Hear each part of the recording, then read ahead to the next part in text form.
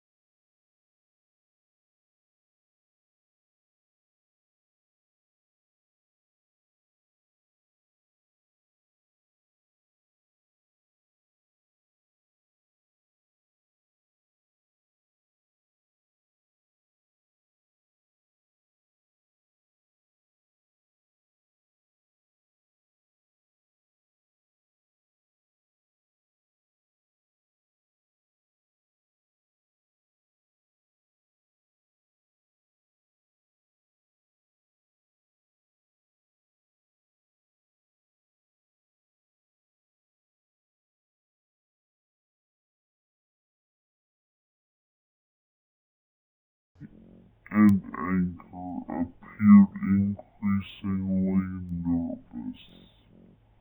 The boys hoped they would break down and answer the Hardy's questions. They still refused to speak, however. After what seemed like an eternity of restless waiting, the sound of a helicopter's whirling rotor blades was heard faintly in the distance. The Hardys darted from the cave and into the center of the pasture. They waved their arms vigorously as the craft passed overhead.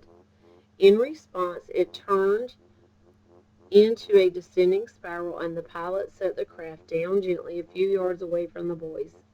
The door opened and Mr. Allen stepped out.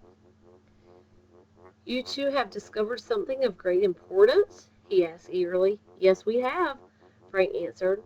"We've captured 2 members of the gang we think is involved in the platinum thefts and what may be the stolen merchandise."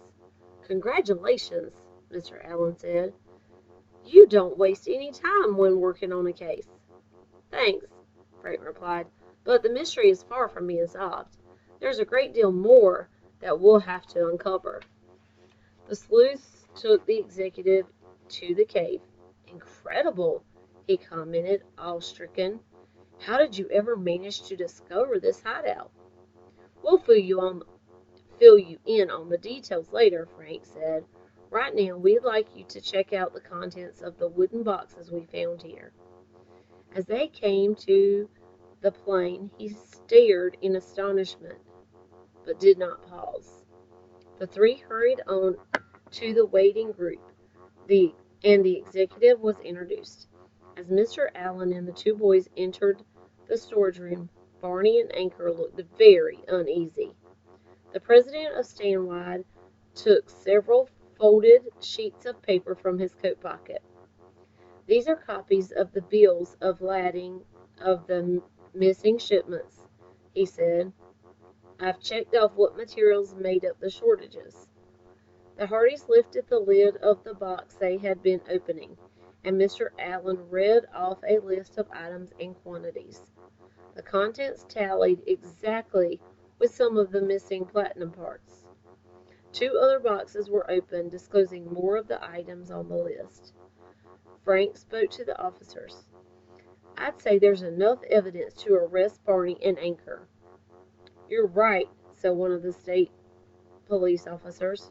Gripping each of the handcuffed men by arm, 2 of the troopers began walking them out of the cave. Suddenly, Anchor broke his silence. "Wait a minute," he shouted. "You can't do this. We are not the head guys in this racket." "Who else is in this with you?" Frank prodded.